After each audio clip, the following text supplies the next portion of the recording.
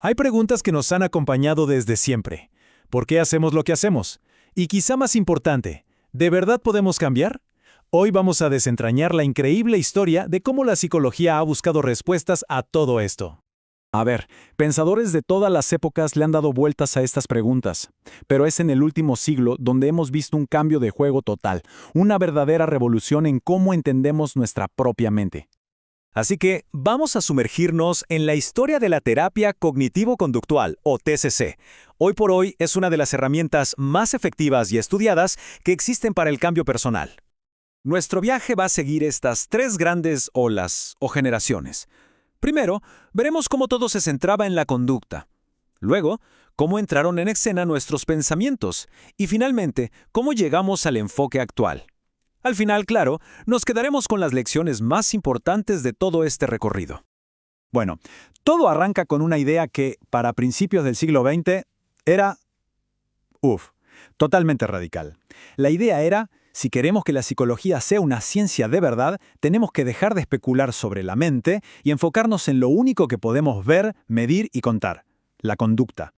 Y fíjense en esta progresión, es fascinante. Empezamos con Pablo estudiando reflejos casi por accidente, y en apenas unas décadas, gente como Watson y Skinner lo convirtieron en una ciencia completa del comportamiento. Su objetivo era, nada más y nada menos, que predecir y controlar la conducta. Esta primera ola nos dejó dos conceptos fundamentales. Por un lado, el condicionamiento clásico. Aprendemos asociando cosas. El ejemplo más claro hoy en día es el sonido de una notificación en el celular. Ese pequeño brinco de anticipación es puro condicionamiento.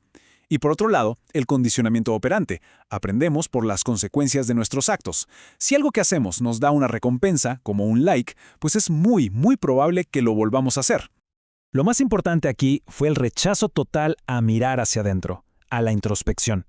Para Watson, hablar de pensamientos o sentimientos era casi como hablar de fantasmas. Lo único real, lo único científico, era el comportamiento que se podía observar. Una idea que, de verdad, lo cambió todo. Pero claro, el conductismo, con todo lo potente que era, tenía un hueco. Dejaba fuera algo que todos sabemos que es fundamental en nuestra experiencia. Y esta pregunta fue la chispa que encendió la segunda gran revolución. ¿Acaso no importa cómo interpretamos las cosas, nuestras ideas, nuestras creencias? La respuesta fue un sí rotundo, y eso trajo de vuelta a la mente al centro del escenario psicológico. Y aquí es donde llega un cambio de paradigma. Mentes brillantes como Albert Ellis dijeron: oigan, no son las cosas que nos pasan las que nos perturban, sino lo que pensamos acerca de esas cosas. Por ejemplo, si alguien cancela una cita, el evento A no es la cancelación lo que nos pone tristes. Es nuestra creencia B, que puede ser, esto significa que no le importó a nadie, lo que genera la tristeza, la consecuencia C. Y luego llegó Aaron Beck y nos dio un mapa de estos atajos mentales que a menudo nos llevan por mal camino, las distorsiones cognitivas. Y es que todos caemos en estas trampas a veces, ¿no? El pensamiento de todo o nada, el tomarnos las cosas como algo personal.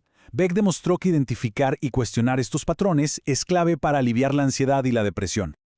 Este fue el gran ajá de la segunda generación. Darse cuenta de que los pensamientos, las emociones y las acciones no van cada uno por su lado, son un sistema, están totalmente conectados. Y lo más poderoso de esto es que si logras cambiar una pieza, como un pensamiento, puedes cambiar el sistema entero. Pero la historia no se detuvo ahí, ni mucho menos. En las últimas décadas apareció una nueva perspectiva que, en vez de luchar por cambiar los pensamientos, nos propuso algo muy diferente. Y aquí viene otro giro tremendo en la trama. Si la segunda ola nos enseñó a discutir y cambiar nuestros pensamientos, la tercera ola nos pregunta: ¿y si no tuviéramos que pelearnos con ellos? El objetivo ya no es tanto eliminar los pensamientos difíciles, sino aprender a verlos pasar, como nubes en el cielo, sin que nos arrastre la tormenta. Y a partir de esta idea surgieron terapias súper innovadoras. Empezaron a integrar conceptos como la atención plena o mindfulness, la aceptación radical de lo que no podemos controlar y la importancia de conectar con nuestros valores. Todo esto sumado al marco que ya teníamos de la TCC. El mindfulness se volvió una herramienta central. Es, básicamente, entrenarnos para ser observadores curiosos de nuestra propia mente. Notar los pensamientos, las sensaciones, las emociones, pero sin juzgarlas, sin aferrarnos a ellas. Y al hacer eso, increíblemente, pierden gran parte de su poder sobre nosotros. Muy bien. Después de este viaje por 3 grandes revoluciones, ¿qué es la TCC en el siglo XXI? ¿En qué quedó todo esto? Hoy en día, la TCC no es una sola técnica, sino más bien una gran familia de terapias. Es la suma de estas 3 generaciones. Entiende que nuestras conductas se aprenden, que nuestros pensamientos tienen un peso enorme y que la relación que tenemos con esos pensamientos es fundamental. El punto clave, el meollo del asunto, es que la TCC es una terapia activa, un trabajo en equipo. No se trata de esperar pasivamente a que algo cambie, sino de aprender herramientas prácticas para convertirnos, poco a poco, en expertos de nuestra propia mente y emociones. Ok, si echamos la vista atrás a toda esta historia, ¿qué grandes lecciones podemos sacar para entendernos un poquito mejor en nuestro día a día? Si unimos estas 3 ideas, el mensaje es de un optimismo tremendo. No somos prisioneros de nuestro pasado ni de nuestros pensamientos automáticos. Al entender cómo funciona este sistema, tenemos en nuestras manos el poder de reescribir nuestra propia historia.